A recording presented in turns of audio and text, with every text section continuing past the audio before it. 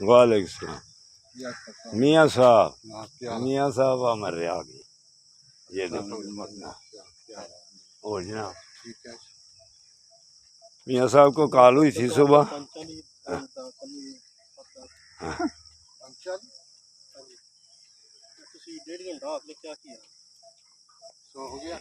अब जो दूसरे बेटे देख रहे हैं वो भी सबको देखकर अब आ जाए।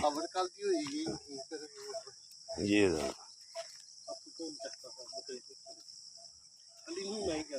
अल्लाह अकबर। खूबसूरत रहना है तो फिर आपको आना पड़ेगा।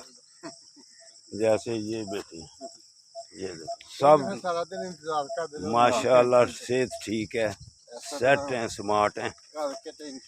तो आप अगर आएंगे तो ऐसे हो जाएंगे, ऐसे जैसे ये सब बेटे। मियाँ साहब तो काफ़ी एज है लेकिन स्मार्ट है। तो दूसरे बरखुरदार हैं, बेटे हैं।